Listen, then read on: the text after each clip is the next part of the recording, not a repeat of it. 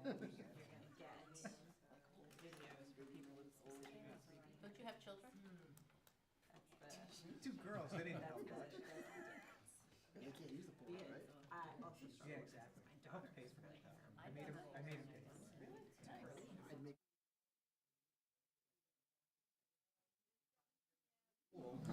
We'll call the meeting to order. And I didn't know those things. We can stand for the pledge, please. Pledge allegiance To the flag of the United States of America and to the republic for which it stands, one nation, under God, indivisible, with liberty and justice for all. Thank you. And welcome to the June 8th, 2026 business meeting of the Milford Board of Education. May we have a roll call, please? Yes. Megan Doyle. Here. Jennifer Brown. Here. Mary Claire Edmonds. Here. Nicole Flowers. Here. Tom Koba. Here. Adam Scobie. I assume he'll be late. I'm not aware that he's Yeah, not coming, so we'll know his I'll time know when he his comes time. in. Hannah Tedros. Here. Nicole Wilhelm. Yes, here. Cindy Wolf-Boyton. Ms. Wolf-Horton is excused. Okay. And Susan Glennon. Here. And we currently have 8 members present. Thank you very much. All right, we have public comment on the agenda tonight. Is there anybody in the audience who has public comment for this evening? Okay, seeing none, I'll skip the public comment statement, move on to the chair's report. Good evening, board members. Let's see, we're getting into, the next few weeks are very busy with end-of-year activities. We're moving up ceremonies and graduations. I just want to extend congratulations to all of the graduates and thank staff for another tremendous year and wish everybody a happy summer. For those who are off, for those who are not off, you can Still have a happy summer. enjoy and still have a happy summer, right? And just a reminder for the board that meetings are adjusted for the summer months, and barring any need for special meetings, we will meet on July 13th and August 24th. And then in September, we return to our normal schedule of meetings for our regular business meetings and committee of the whole meetings. So do we have any liaison reports tonight? I do. Ms. Flowers? Milford Prevention Council, they were very busy, so I'll kind of highlight a few of these. Prevention Week was May 10th through the 16th. They hosted Max Stossel, who spoke on social media and the impact on youth mental health. They had a Narcon training. They participated in the Harborside Fair for Avery's Little Army. Let's see. There was a creation of an alcohol education curriculum. Creation of an alcohol education curriculum was requested for the 6th graders. They'll be working on that over the summer, along with revisions of their vaping prevention education. Let's see, they held an elementary age mental health event at the library with the health department. Let's see. And they participated in the Senior Wellness Fair on May 19th at the Senior Center and gave out medication lock boxes. There's also a whole variety of other things, so they've been doing great work. Very good, thank you. I did meet with the PTA Council meeting in April. They did not have a May meeting where they awarded 2 Lifetime Achievement Awards to Ellen Connors, West Shore Middle School Paraprofessional and Drama Coordinator, and to Mr. Gary, the greeter at Live Oak School. And they had a little celebration for both. Any others? Okay, Ms. Doyle? Thank you. Permanent Schools met a couple weeks ago and waiting, the RFP is going out for the pool work to be done, so getting a contract, we will be interviewing contractors once the RFP bids come out for looking at the pool to see what can be done, issue what needs to be done, and a variety of different paths of what would be the best use of money and where the status is. Thank you. Anyone else? Okay, seeing none, I will turn the meeting over to Dr. Kutayev for the superintendent's report. Thank you, Ms. Glenn, and thank you to the board members. We'd like to start things off with the instructional highlight. Mr. Brennan, Mr. Altieri, and I will be speaking with you this evening about that. So annually, we provide you with a systemic look at improvement planning. We take a look at two sides of the organization in this presentation. We take a look at the teaching and learning side from a balcony view, and we take a look at the business and operations side from a balcony view. I'll wait just a minute for everybody to get their slides.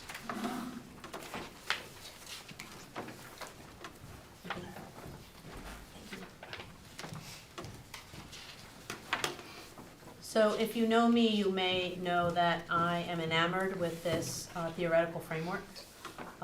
It has been a tool that I've used all throughout my career, particularly at the district level. It is also a tool often used from a state and nationwide level to consider efforts around bringing about improvement that focuses on what we like to call the instructional core. This is some work that comes out of Harvard. I can't take credit for it.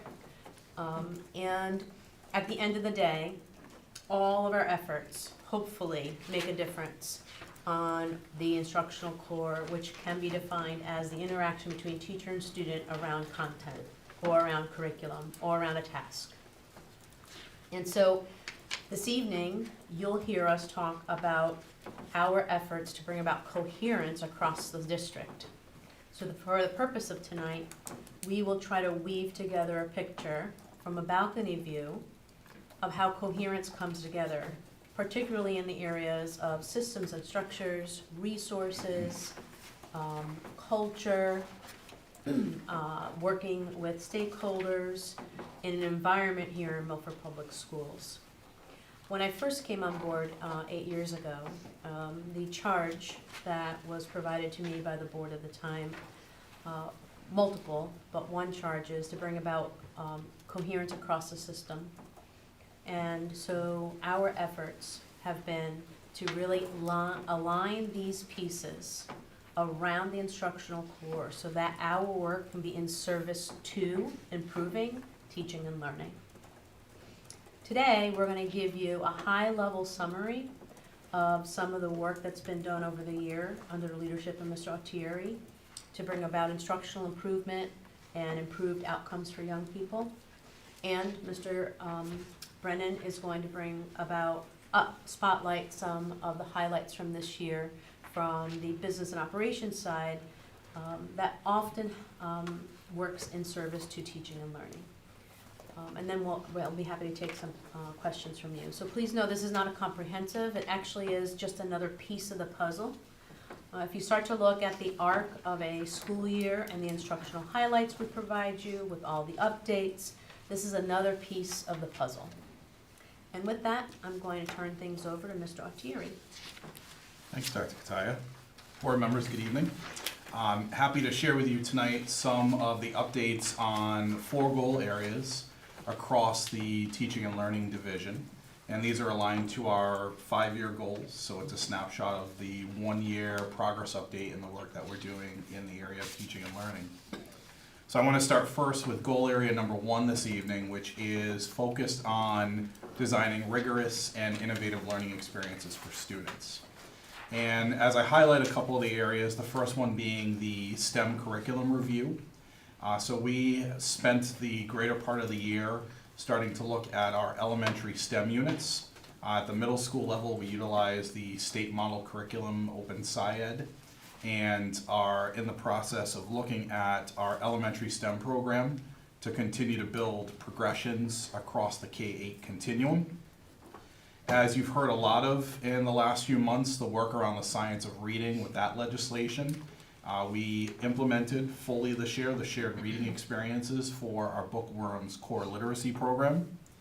And as we look into the secondary area, some of the data that came out of our assessment showcase and highlight in the fall was work around middle school literacy and numeracy. So this year we convened 3 middle school summits along with principals and instructional specialists to talk about and highlight instructional priorities with Tier 1 instruction for both math and ELA. And lastly, high school, the work has been focused around bringing our department heads together to work on outlining common grading practices across departments.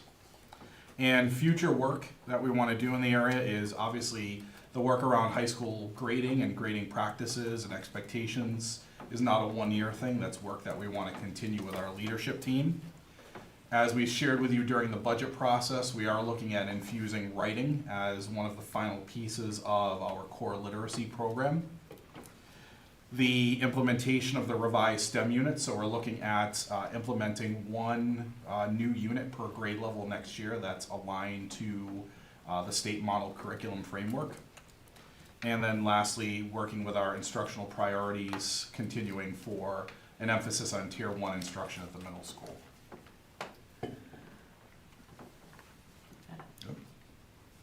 In goal area 2, we're talking about tomorrow's workforce.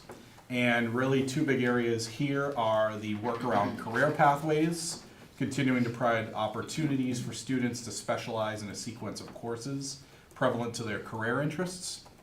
And with that kind of also aligns the work we're doing around expanding concurrent enrollment opportunities for students to take college level courses while in high school.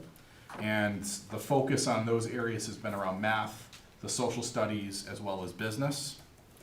And in our world language program, thank you to the board's support, we've been able to continue to expand our American Sign Language program at the middle school, and also this year have a continuum of assessments from elementary to middle to high school for us to track our language acquisition model and be able to get some data on how students are progressing. In future work, we are going to continue the expansion of our concurrent enrollment courses. Some of the examples are, we'll have coursework in criminology, creative writing, and also AP cybersecurity next year. We are looking at expanding multiple tracks to our therapeutic services or allied health pathway, looking at the potential for an emergency medical services track and a pre-medical / biotechnology track. And then working with our industry collab board, which is made up of stakeholders in the community as well as our school staff, doing our comprehensive Perkins needs assessment next year in support of our career and technology education program. In the third goal area, which is thinking about programs for the future of learning, I've worked extensively this year with Ms. Marshall, or Dr. Marshall now, at the Academy to think about a long-range plan as we try to rebrand the Academy to have more of a career development, experiential learning approach to it as another option for secondary education here in district. We launched our elementary report cards this year, including the grading guides for each content area. And just like STEM, we did a very comprehensive elementary math program review in which we looked at curriculum assessments as well as instructional routines for our illustrative math and our CFLM, or context for learning math, curriculum programs. And our new Early Start Milford program, which replaced School Readiness Council, has been doing the work at organizing a community table, and we'll be launching into, as you can see in our future goals, conducting a local needs assessment at the end of this year, which will turn into a comprehensive goal plan next year. We'll launch our revised elementary math curriculum and assessments. And I'm excited to share that we are going to launch a first interdisciplinary class at the Academy next year.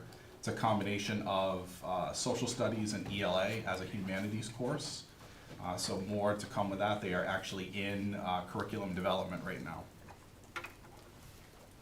And then lastly, in goal area 4, which is probably my favorite of this whole set of goals, is the work around professional learning.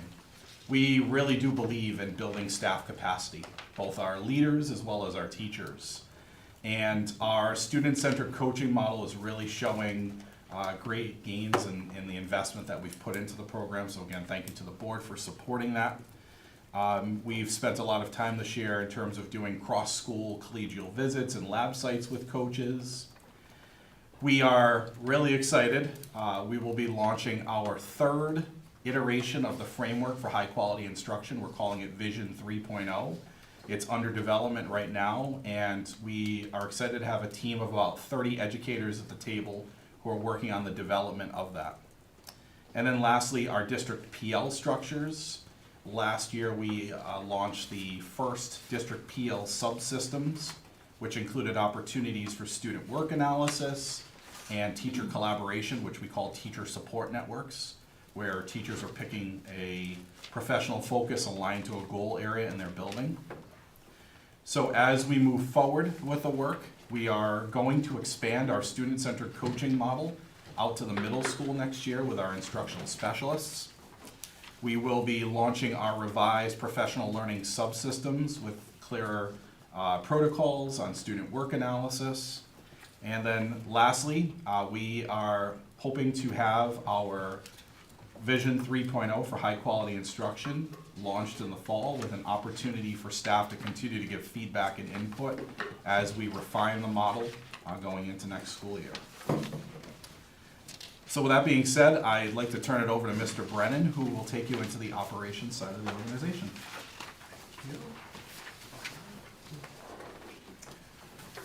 Good evening, board. So as Dr. Kataya mentioned, we don't have an exhaustive list of all the accomplishments that we have completed this year, but we wanted to provide a high-level overview of some of our work. On this slide, you will see some overarching goals that help guide our daily work. These are things like creating and maintaining safe, healthy, and sustainable learning environments that are secure and proactively prevent threats. We also strive to provide timely, safe, and reliable transportation and nutritious, healthy meals for our students, all while engaging in practices that are transparent financially and ensure clear stewardship of our funds. In our facilities department, I think one of the common themes that we constantly see, and you will see this on many of the reports and all the different quarterly reports and disbursement reports that we have, it's always trying to maintain and keep up with aging infrastructure. So that's something that's always going to remain a priority. And you will see a number of things on this slide here that highlight that. In addition to that, we're also proud of digitizing our training modules, which provided staff with ongoing support in a very easily accessible fashion. We also have continued work on our Tools for Schools Committee, which are teams that educate the schools on different ways to sustain a healthy environment. So this is something that's really great work that I know Mr. Bradbury and his team are very proud of. These are school-based teams that allow the educators and staff within the building to really take ownership over the work of what creates a healthy environment. What kind of things should they be looking for? What kind of things should they not be bringing into classrooms? So this is something that we are very proud of, continuing that partnership and ensuring that it provides a nice, safe environment for our students. In the world of goals for our facilities department, we are looking to expand our in-house preventative maintenance. So Mr. Bradbury's team, he's hired a very strong team that has taken on a lot of the preventative maintenance that in previous years we would have had to contract out for. And they're also not only engaging in preventative maintenance, they're also taking on projects, HVAC, electrical replacements, things that would have cost us significantly more money when we go out for a contractor that we're taking on in-house right now. In the world of safety and security, there are many accomplishments. One of the things that you will see with a lot of these different pieces is there's a heavy emphasis on prevention. That's something that we always talk about in the world of safety and security. Prevention is our number one piece, right? When we think about how can we help to ensure that an incident doesn't occur, prevention is our number one factor there. One of the primary pieces of this is our annual training. And that annual training is not just a stagnant training, it's really something that we adapt and respond to as the needs of our staff and students change over the years. So Mr. Nielsen takes on a very comprehensive look at what that training should look like so that our student staff are constantly being updated on what they need to know in terms of school safety and security.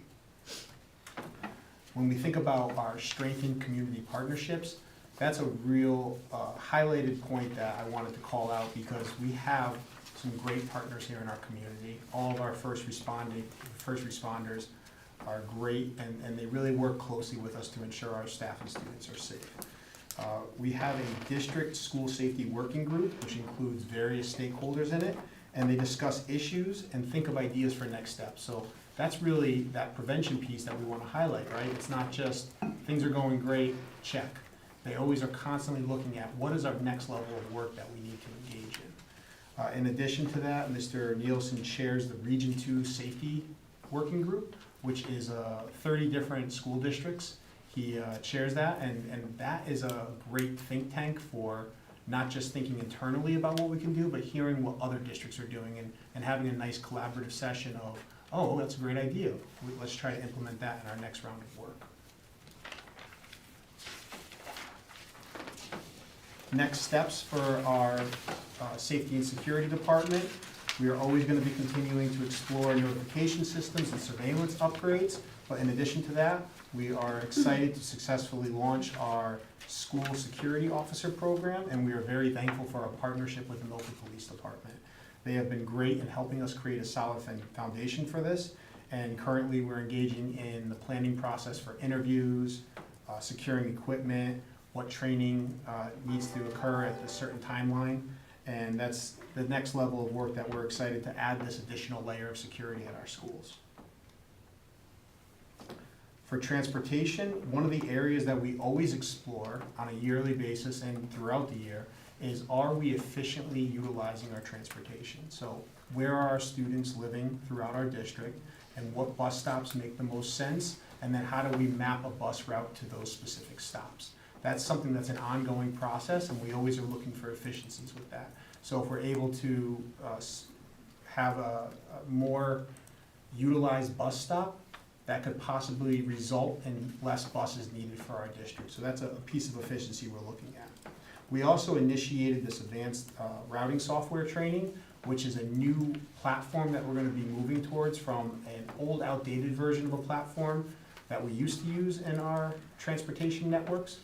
This one here is going to have some advanced routing features which will help with that predictive nature of understanding where the best routes are, and also will provide updated lists for students whenever a change in transportation occurs. This leads us to our goals for transportation. One of the areas to highlight for that is just continuing that integration of this technology. We're really hoping that that's going to help increase some of our efficiencies and with our routing software. In the world of food service, we're always looking to make sure that our staff meets the rigorous training that's set forth both internally and by state and federal standards. And we also want to provide nutritious and delicious meals for our students that meet those state and federal guidelines. Some ways that we engage in that are through our expanded farm-to-school initiatives, which are increasing some of our local agricultural partnerships and integrating locally grown fresh food options into our kitchens. Some long-term things that we are exploring in the food service department are ways to further enhance our meal options and the food sources that we are looking to purchase the food from. And then also exploring additional possibilities for grant funding to help ensure that the food service department, which is self-sustaining, remains in good standing. In the business office, you will see a common theme which really centers around internal controls that we are providing and to protect our assets and ensure we are in compliance with state and federal guidelines. One of the ways that we do this is through continual training and really creating that feeling of ability to, like an open door policy, where you're able to come, ask questions, ensure that you're making sure that we are staying in compliance with different things. So we really want to create that ability where communication is key to ensuring before we do X, Y, or Z, that we're taking appropriate steps to make sure that we are finding the best deal for the things that we are purchasing and staying within federal and state guidelines.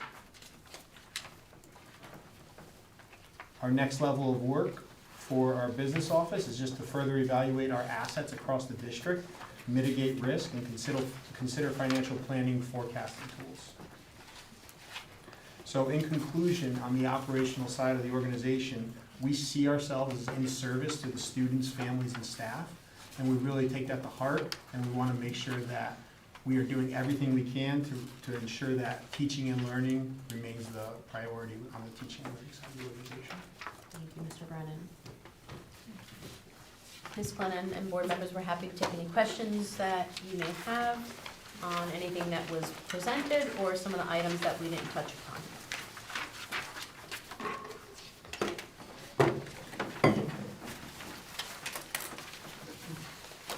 Questions? I have some too. Ms. Flowers? I have a couple questions. The writing that was mentioned, I'd like to start with, can you just tell me more of what, well, I'd like to actually know when writing stopped in schools, or I guess this part that's coming back, like, So not necessarily coming back, so for a while now, we've had the Teachers College units of reading and writing, and then obviously with the change in the legislation, that's when we phased in the bookworms program. And there's kind of two components to the bookworms program. There's the shared reading experience, then there's also what they call the ELA portion of that, and that's now where students are writing about what they're reading. So it takes that program to the next level and kind of forms a complete program that encompasses both the reading and the writing about reading. So we write across all of our elementary grade levels, and different types of writing, narrative and that type of, but this will now align to the work that we're doing around the bookworms. So we're removing the teachers' college units and Okay. replacing them with the bookworms units. okay. And then I'm curious about intentional play stopping in kindergarten. Is there conversation of having that go into first grade? I think play is really important. So I just find it interesting that we're sort of at first grade, the play, intentional play. We have not talked about it in first grade, and legislatively, when it came about, it was for the early childhood grades, especially pre-K and K, and that's where the primary focus of our work has been, is defining some of those out in both science, math, but also we're talking about the future of social studies with intentional play as well. But no, we have not had conversations about expanding up to grade 1 at this time. It's been just pre-K and K as the focus areas. And that was because the state said that we No. needed to do that? No, we The didn't state do it law. because the state told us to. We did it Yeah. before the state. Right, correct. So that was an innovative improvement initiative that we believed in. I remember reading a book about it while at home at COVID, Yeah. and we took that on before the state passed the legislation. Mm-hmm. So we think it is best practice to focus on play-based learning in pre-K and K. We have not entertained first grade. We'd have to take that idea back to our team and talk to some teachers about that. Even prior to that, the board had a focus on wanting to implement more play-based learning in the early grades, but it was typically pre-K kindergarten.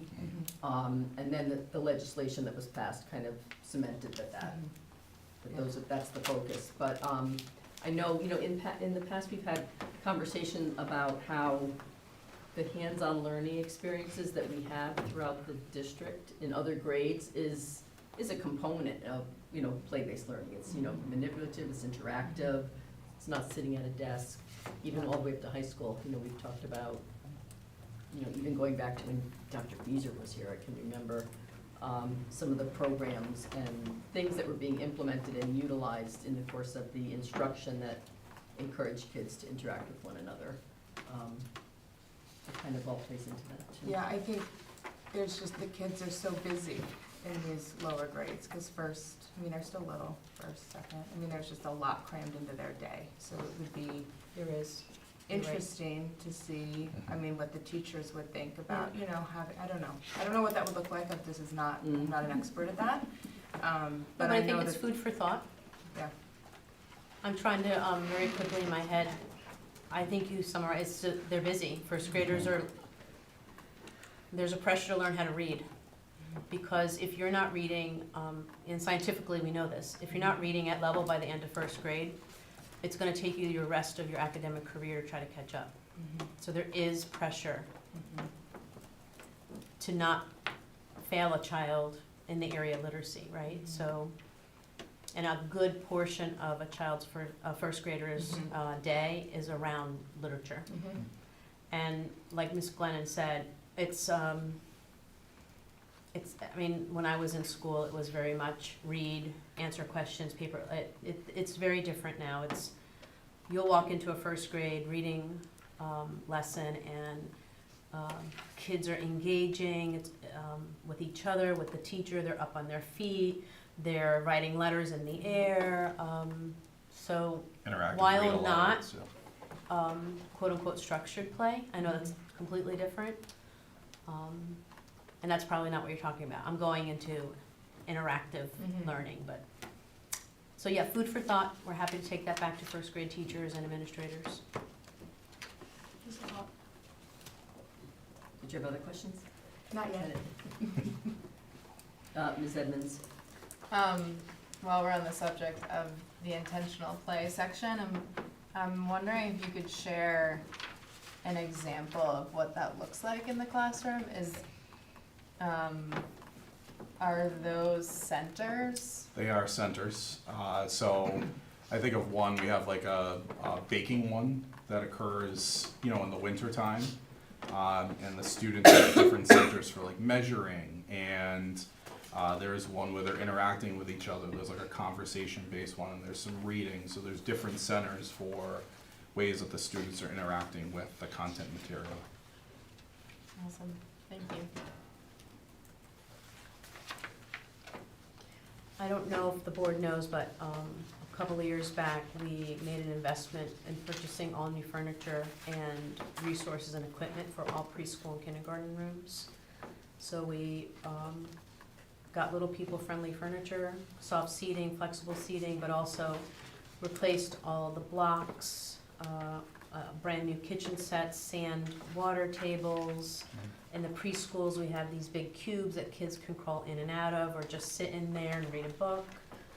So we reimagined the physical space so it could be in better service to the academic space. I have a question on your slide for the Perkins needs assessment. So how often do we do that? Every 2 years. And just to clarify, that Perkins Perkins oversees the career and tech ed grants, right? So Perkins is it's a grant that's aligned to expanding and maintaining career and technology education programs. And let's see.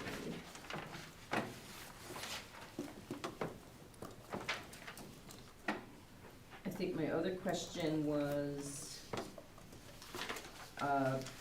for Mr. Brennan. Can you, for facilities, what are some of the examples of digitized training modules? Yes, so one of the things that we want to try to provide are the STS manual sheets that talk about the different types of chemicals that we have and what the response times are for those and the ways to store those. So those are now updated in our online system so that a custodian doesn't need to try to pull a manual or go to an actual central office and try to figure out, hey, how do I apply this chemical? It's all right there on an online module so they can take a look at it right away. That's just one way. There's also bloodborne pathogen videos for our custodians, ways to clean up for certain types of messes of that nature. And all those are right there accessible to them online. All right. And I just wanted to comment on for food services, so I know we'll be looking for a new, unfortunately, a new director of food services since Ms. Faustich is retiring. I just personally hope that you'll continue to place a focus on things like the farm to school initiatives and the workforce development. We've done a lot with that. Culinary work in the new course and that is Absolutely, brought yes, on board. that's a priority of ours as well. And so, let's see, one of the goals was to restructure staffing for culinary excellence. Can you speak to that a little bit? Yes, so right along those same lines, we're looking at how could we possibly structure our staffing model currently to have maybe a possible dietitian that helps with some of those different areas to ensure that we are providing nutritious meals to our students and embedding some of those farm to school initiatives and products. Also taking a look at a person that helps ensure compliance with our health and safety standards. We are constantly working very closely with our health department and the Milford Health Department, and we're very thankful for that partnership, and we want to ensure that we are constantly maintaining those regulations and ensuring compliance with those different standards they set. And grant funding, so that would be types of grant funding that we would Yes. have available to us would be? Yes, so there is some agricultural grant funding that is available. So with onboarding this new individual, taking a look at what the possibilities for that grant funding are and what are the different requirements that we would need to meet to hit that threshold. And there are various amounts for those. Some are smaller grants, which would have less regulations to comply with, and some are long-term, high-level grants. Okay, thank you. Ms. Tedros? I have kind of a general question, Mr. Altieri, about Sure. when you are setting these goals, and we can pick, I'm just picking goal number one. How are you measuring success of these initiatives? So if you take like, all right, we had middle school summits, we're collaborating collaborating with specialists, et cetera. What is your process for evaluating success and revisiting goals as you learn? We actually just had that conversation a few days ago, and where we were looking at 3 different types of data for that particular one. So first of all, being kind of teacher level data. So from going into classrooms and looking holistically aggregate at student practices. So if we set a goal around, for instance, in math, it was around students being able to justify and reason with evidence. So we went specifically into math classrooms across our middle schools to see that in action, talking about what we're seeing, obviously having a continuum of expectations for that particular skill and looking at where we are and kind of what the next level of work is.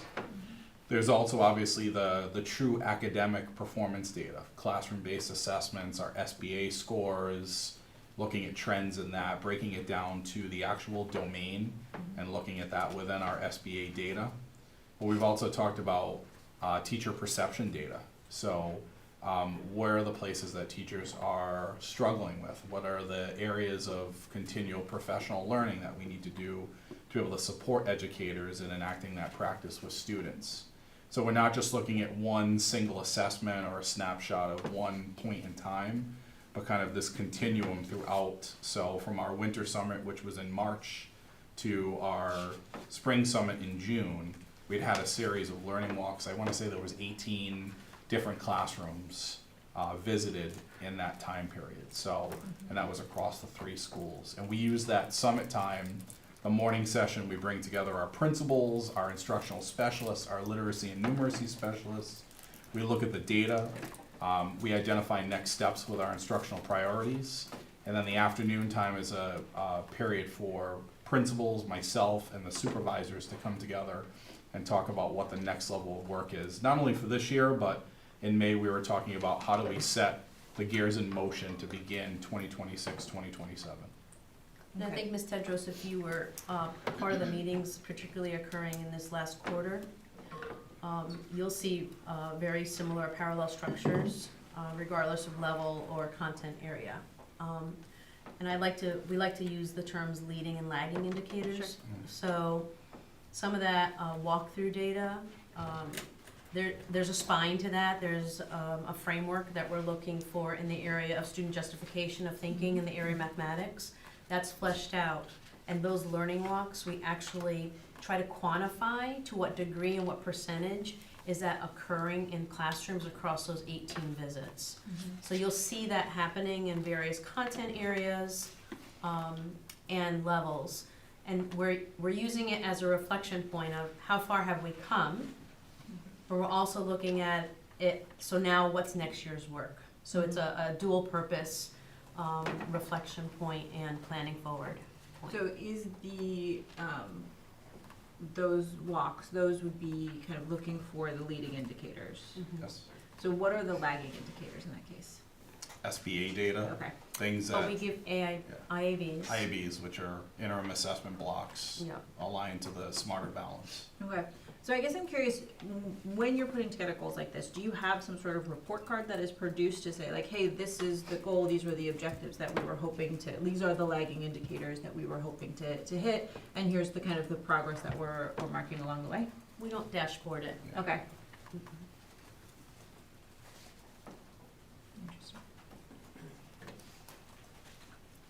Oh, what's that? Ms. Edmonds? For areas of these goals that aren't content-based, and they're more initiative-based, how have we collected data on the success of those things? So for example, the elementary report cards, are you following that same process of getting teacher data and parent data maybe in that case? Yep, we actually reached out to the teachers who are part of the elementary report card development team. We're meeting in the month of July to do kind of like a informal focus group, but also revisions to indicators, anything format-wise.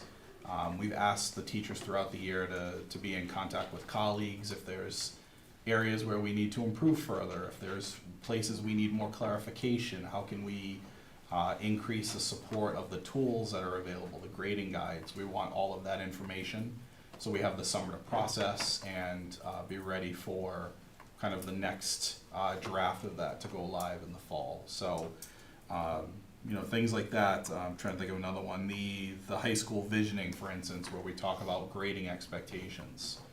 You know, we just got to a place where we met, I don't know, probably I think 3 times over the course of the year. And we brought together all of the department heads from the high schools as well as principals and APs and did some of the initial drafting work here. And then the department heads actually brought back their drafts to their teams at the schools, presented it, got data on it, brought it back, and then we used that data every time to make revisions to the process. So that way there was, I think, 2 different drafts that the high school teacher teams had received before we kind of got to our third, kind of we're going into the fall with this as our initial kickoff point, and then obviously through the year next year we'll talk about how it's working and make revisions as we go forward. But we're at a place where we're gonna have common grading expectations across academic departments. That's great. I'm glad to hear that that revision is happening, or that meeting is happening in July. I see elementary report cards as being parent-facing as well, more than anything else on this list. So has parent feedback been collected? We've talked about parent focus groups, have been in the planning. We sent out a survey to teachers earlier in the year, right after kind of the first marking period, just to see what it was like, how it was going, and we're able to make some initial updates if teachers needed clarification on a particular item, or we had to come around and make sure that there was clarity to how a particular indicator was worded. But we have talked about the parent side and are looking to do some parent focus groups. Okay, that's great, because I think that's, that would be an important stakeholder missing if we weren't capturing that data. Another question about arts and music. I know this is a super high level from the balcony perspective report, but thinking back on our state report card and how our arts access scores were a little bit lower than the state average. Is there something strategic that the district is working on to improve in that area besides just long-range plans for musical instruments? So a few things. First of all, as you were all part of this year, we did some revisions to policy to begin to link in a half-credit requirement for upcoming classes to have arts credit, whether that's visual arts or performing arts, as part of their credits to graduation. So that was one area, was trying to capture some students that way. We're launching next year the visual arts pathway, career pathway, which again will be a sequence of courses. We're always looking for any type of industry recognized credential. So I think part of the pathway work that we do is we really want to make sure there's opportunities for kids to leave high school, not only with a passion for the courses that they're in, but if we're able to have them have the opportunity to earn some type of a credential, certification, whatever it happens to be, as part of the pathways. And I am talking with Dr. Paris now about a performing arts pathway, which would eventually, I'd love to see it encompass like theater, drama, that side of performing arts as well. And then obviously also Dr. Paris has been instrumental at, no pun intended there, instrumental. She's been great at doing, I think she called it the instrument petting zoo last year, where they've invited families in to get a preview of our music program and have an opportunity to try an instrument and see what they're passionate about and try to build some of the love of music early on in a child's educational career, so that way they gravitate to an instrument and keep it through their time with us here in Milford. Thank you. Ms. Edmonds, the conundrum for us is that this is the 6th year in a row that we've been identified as a great community to support music education, and we have so many successes in the world of arts. We kind of scratch our head quantitatively as to why we can't hit that mark on the report card. And we do believe that a policy change is going to help with that, because I think kids are just, in the face of other options, course options at the high school, some children are choosing not to. So I think all the systems and structures are in place for that. We have a lot of offerings in this area, so we're hoping that we'll see a change in a couple of years there. Because that point on the district report card does specifically reflect high school. Yeah. Correct, it's And 9 that through one, 12. right, high Yes. school. So it's kids making, for some, whatever reason, a conscious choice in high school not to Right, so participate in. the way the policy was written, it was always an Right. option. Correct, now. It was just an elective, Right. right? Yep. And now we're requiring that, so So in elementary school, all children have music, general music and General general art, music, and Art. art, and then in middle school, general music and art. We did, that's a little bit of a rollback for us. Right. Because we were moving the in the 3D. direction of voice and choice, and we were introducing 2D, 3D art, specialized instrument, just various Mhm. courses in the world of music, and we rolled everything back to general music and general art. okay, so for K-8, pre-K-8, they're getting Oh, yeah. general music and art. Oh, yeah. Instruments, Yeah, there's opportunities for band and strings and drama club at the middle Yeah. school, Band and strings is 4th grade? fourth 4 or grade. 5. And then chorus, obviously, at the middle school.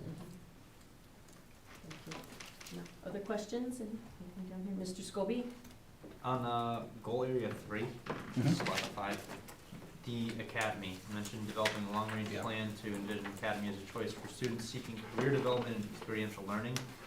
Clearly, this is developing a long-range plan, so I'm guessing you don't have the whole thing fully fleshed out, but I'm just kind of curious what your intention is with this. Is it going to be like a split day type of thing where students will go back and forth between the 2 schools? Is the academy only going to specialize in career, like workforce path moving forward? Just, yeah, what is the kind of intention behind that? So I think this is an area I've been passionate about with Dr. Kataya since I came on board in the district, is that I really want the academy to have an identity, that I want it to be another opportunity for students as they go up from middle school to high school. So opportunity for the academy to have some emphasis around career exploration and experiential learning. I've talked with Dr. Marshall about the opportunity for them to be able to do some things within the community action projects and things like that as part of the day. We're also taking a different look at coursework rather than the traditional English 1, English 2, Algebra 1, Algebra 2. How do we create kind of these interdisciplinary courses?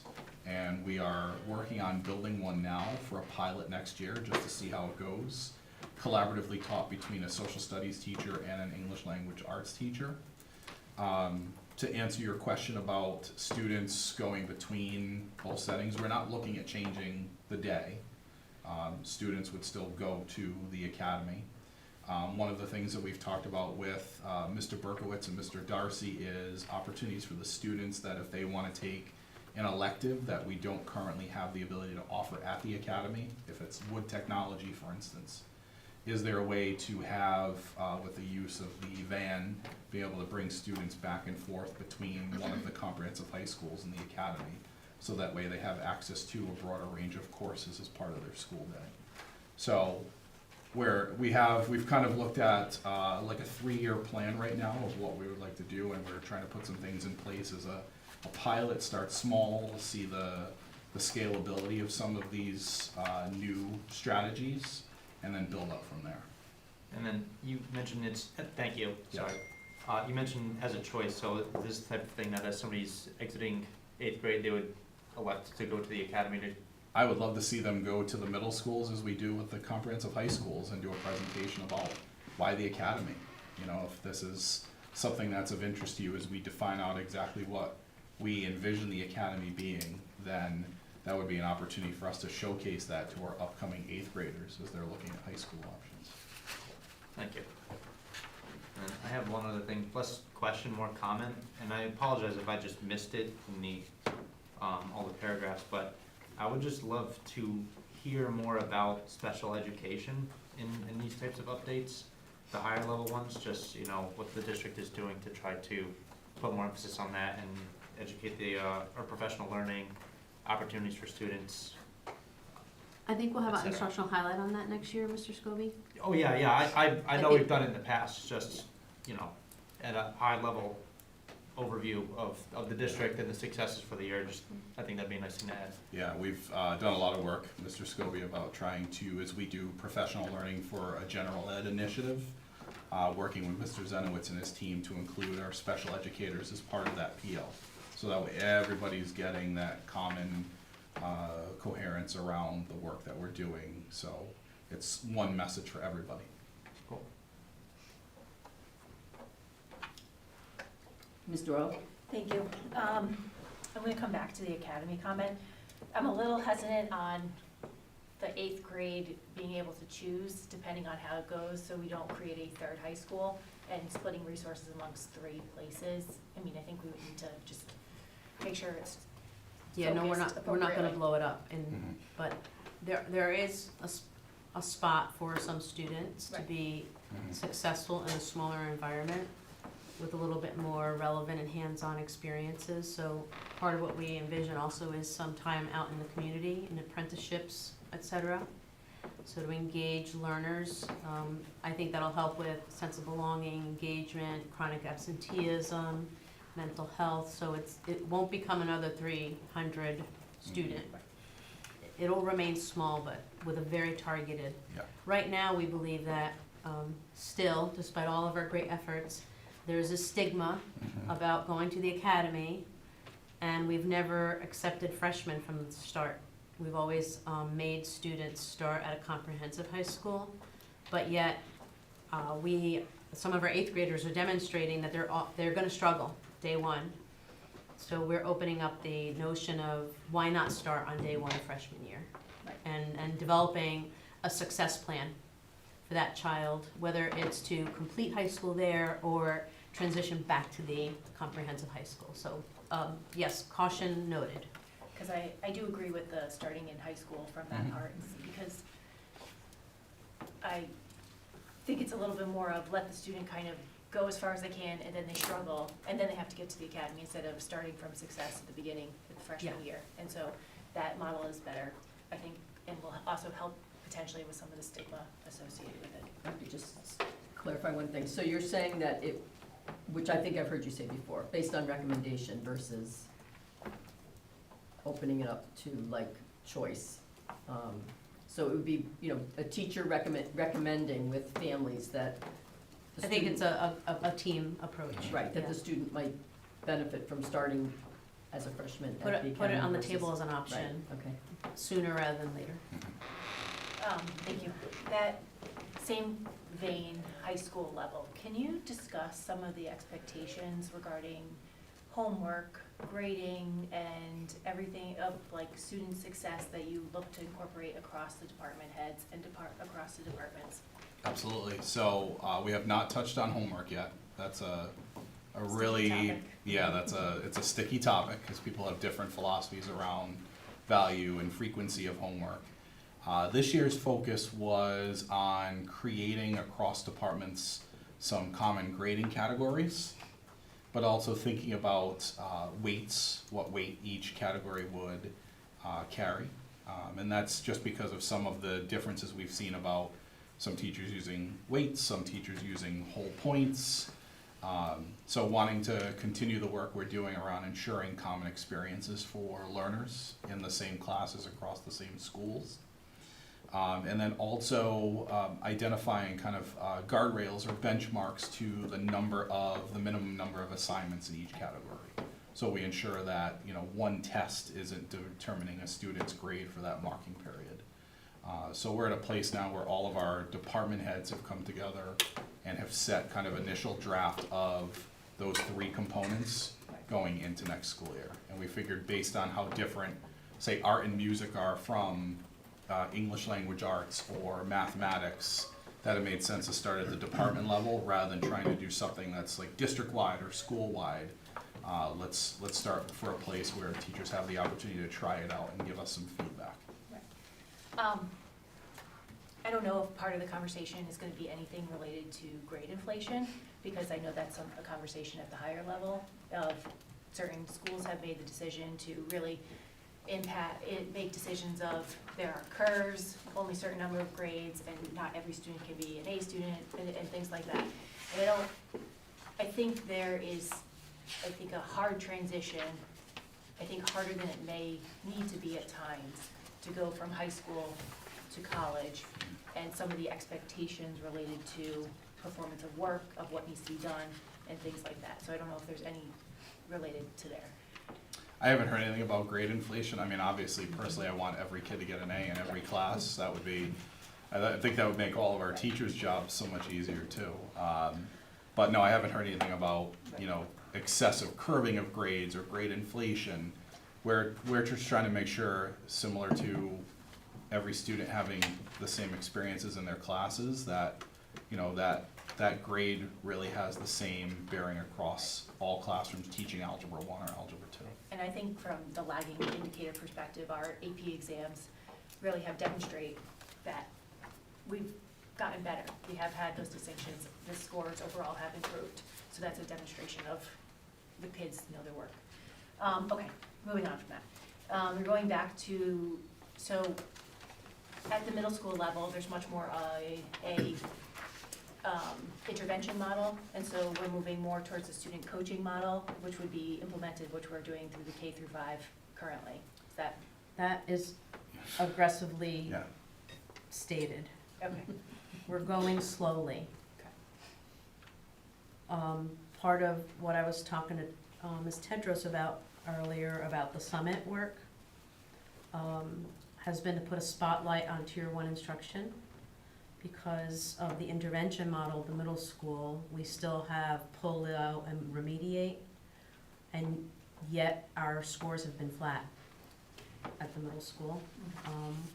We're not really getting past the 40–50% mark. So that, we believe, is not an intervention issue. So that has to go a little bit more slowly at the middle school, because we do have a structure that is tied to a schedule, that is tied to ASA, that's tied to, you know, it just gets much more complicated the older you get. So that's the direction we're moving in, Ms. Doyle, is a good way to answer that. We're just not there yet. Got it. That makes sense. Last question for Mr. Brennan. I noticed from when we looked at the CIP, the Eels Hill dropped off.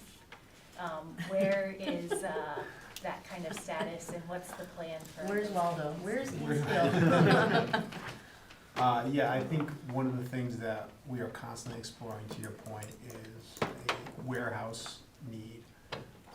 Taking a look at our current long-range facilities plan, I think that was kind of put on hold to kind of see where we are with the number of schools we have and what would a possible future use for some of those schools would be. So rather than investing dollars in a new site, is there a way to capitalize on existing sites? We have had conversations, internally and with other stakeholders to try to figure out if there are any sites that would meet the need. I think what we're really trying to look for is something that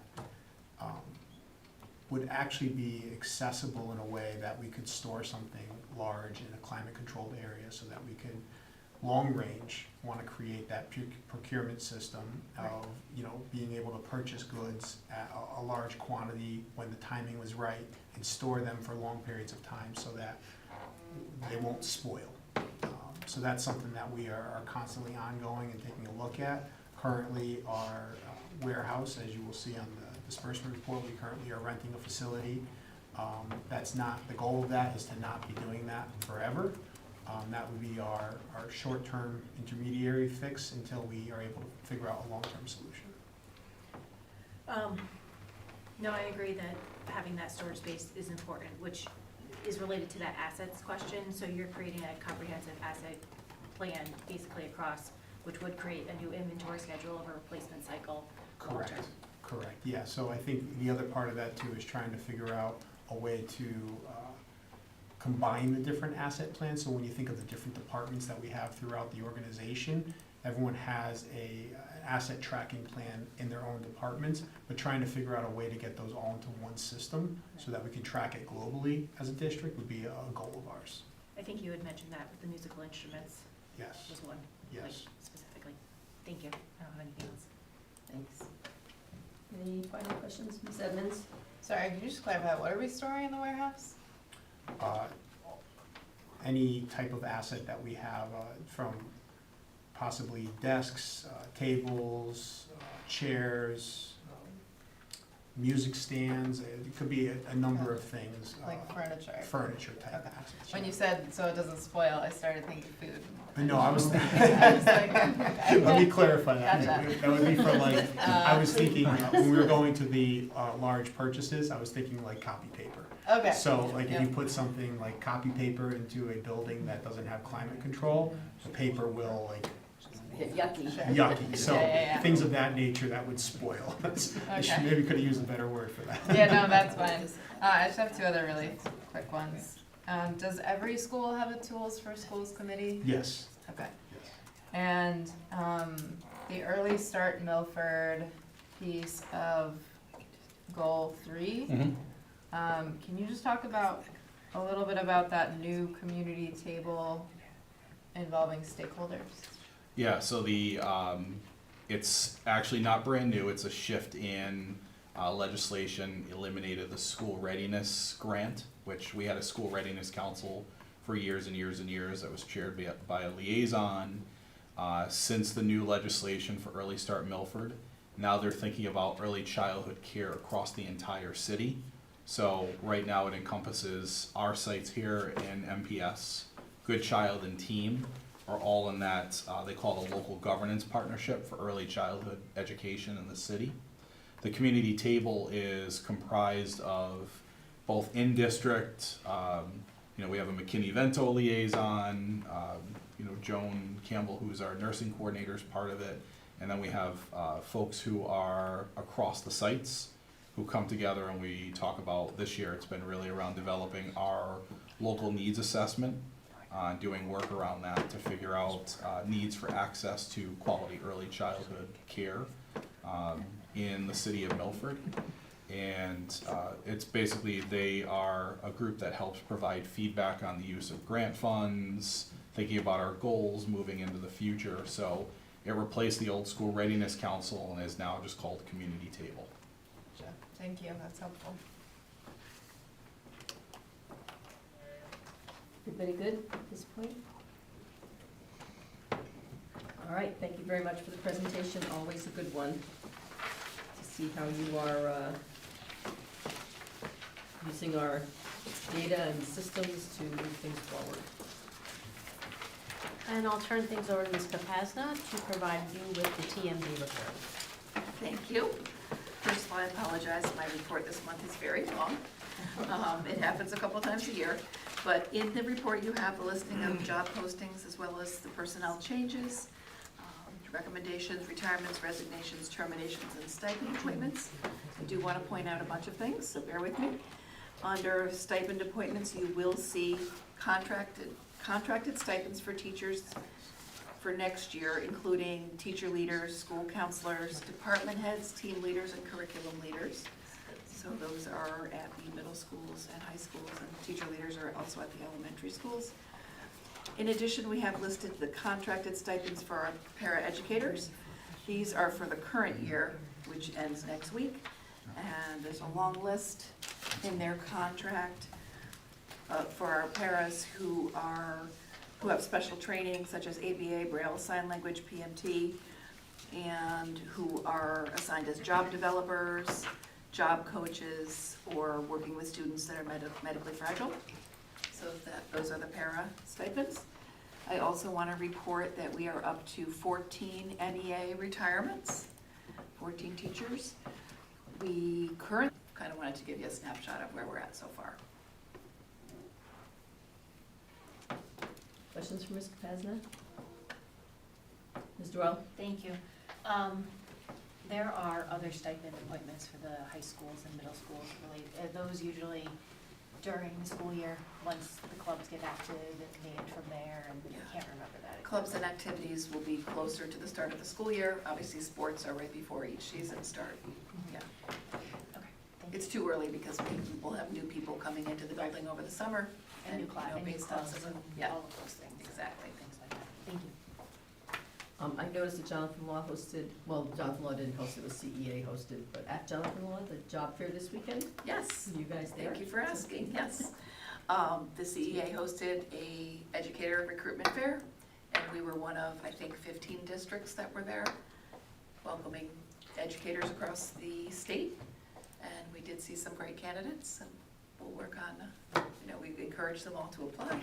We'll see what happens from there. Good. Yeah, it was a good fair, and we're hoping to do it again next year there.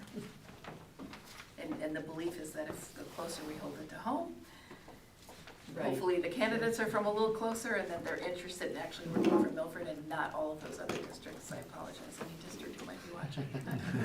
Yeah, it's a little selfish, but it's okay. Of the so you mentioned 19 openings are posted, Yes, so those are did you say as of today, 19? that's what's posted today, so the report might be slightly So different the because that was 14 done that's last week. hired are not within that 19? Correct. Okay, Correct. And I reported there's 14 retirements, but of course Right. there's resignations on top of that. yes, so yes. yeah. Mhm. Any other questions for Ms. Kapazna on this? Ms. Flowers? I know you never know how many teachers are gonna retire, obviously, but, I mean, is this sort of expected? Is this this is my first end Yeah, of year kind yeah. of report, so it's like, oh my Yeah, gosh, 19 exactly. teacher positions feels like a lot. It's a lot, but it's pretty average, the number of retirements that we have. Okay, And the number of resignations, of course, would vary. Okay.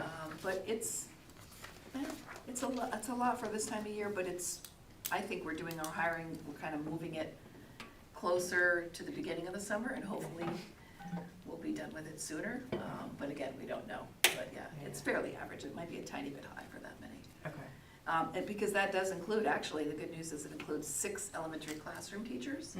And we haven't had 6 openings in that, in elementary classroom teacher ranks in many, many years. Okay, So it's good that we have these openings early so we can find okay. the best quality candidates rather than trying to search on August 20th. So, Yeah. yeah, How many, so it says kindergarten teachers, yes. how many are you looking for? There's 3. We 3. just put them in one posting, and we're having all 3 principals interview together. Okay, Yes. okay. Thank you. Thank you. Other questions? All right, thank you, Ms. Kapazna. Thank you. And Mr. Brennan will have the next 2 items, the first being the end of year budget transfers, which we'll ask the board to vote on tonight, and then the disbursement report. Thank you, Dr. Katana. Ms. Lyman. So in your package, you will see a list of the proposed budget transfers. As just a little piece of background for this board, in order to transfer funding from one series to another, that require board level approval. In this document here, you will have a list of our first round of transfers that are typical for this time of the year. We typically see in the first meeting in June that bulk round of transfers, and then there will be a cleanup of the books in the July meeting.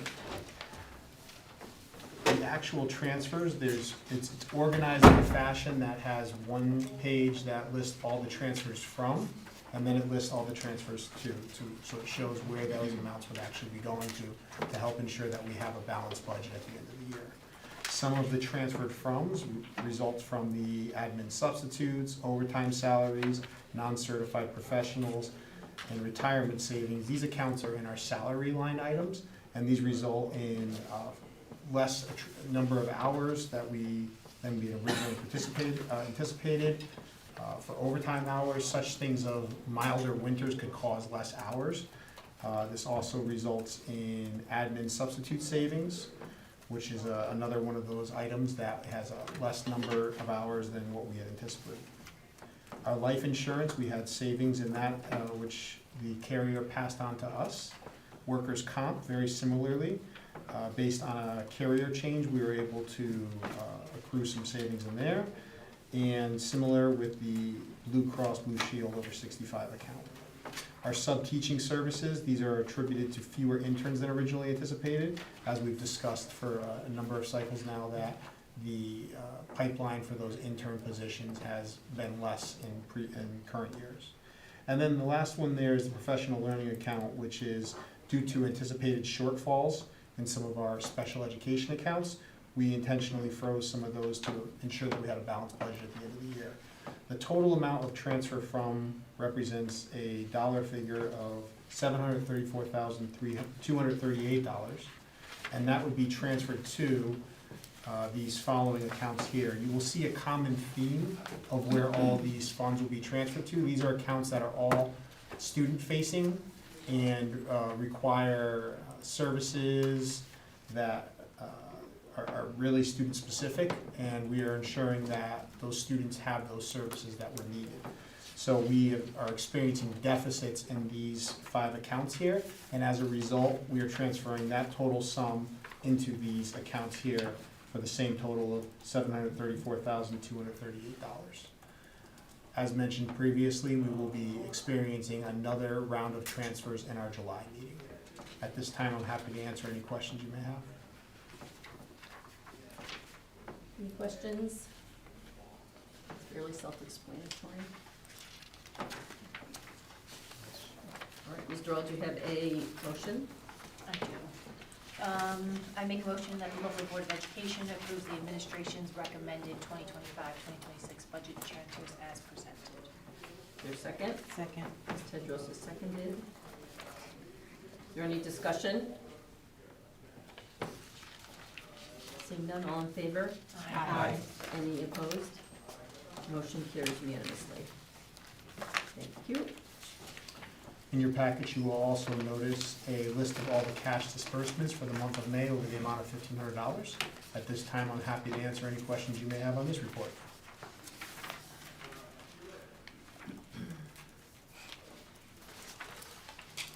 Any questions from board members on the disbursements?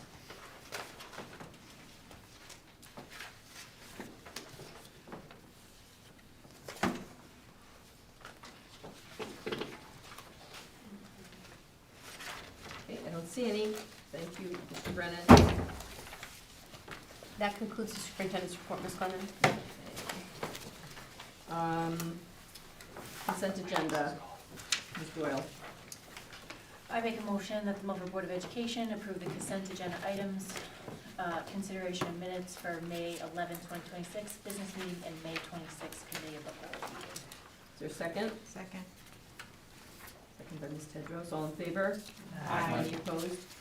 Motion carries unanimously. All right, we're going to have an executive session. I need a motion to adjourn to executive session as indicated on the agenda for discussion. And Dr. Patai, are you the only person coming into the session? Yes, I make a motion to adjourn to executive session for the discussion of salary for Assistant Superintendent of Teaching and Learning and Assistant Super of Business and Operations, inviting Dr. Patel. Is there a second? Second. Is there any discussion? All in favor? Aye. Any opposed? Okay, motion carries unanimously. We're gonna go upstairs? Down? I mean, here, stay here, not here. You go to the basement. Downstairs room or the upstairs room? Do you want the conference room down the hall, Sue? I'm not ready for Can we the break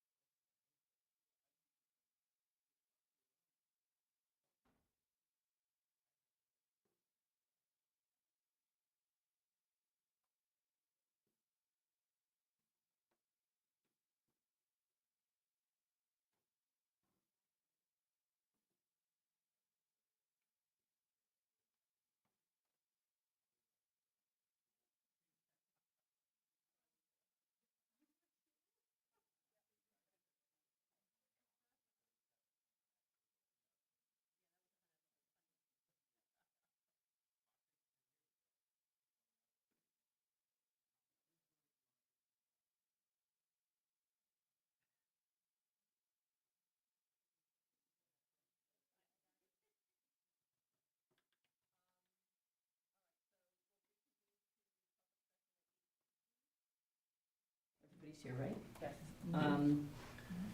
Ms. Doyle, do you have a motion? Sure, I make a motion to approve as discussed in executive session, the salary for Assistant Superintendent of Teaching and Learning and Assistant Superintendent of Business and Operations.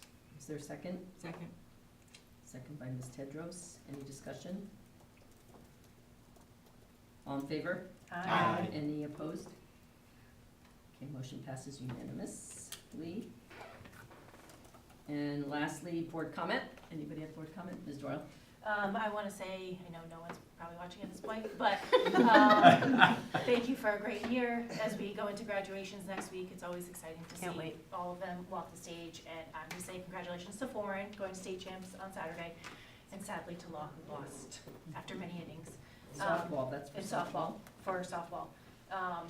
I think that's really just what Milford is about, is the community and belonging, and next week is a celebration of that to continue. And I think the board of this work really represents that goal to do that. So, thank you. Nice. Any other board comment? Okay, I'll entertain a motion to adjourn. So moved. Second? Second. If there's no opposition, we will adjourn at 8:51. We're adjourned. Thank you, everyone. Thank you.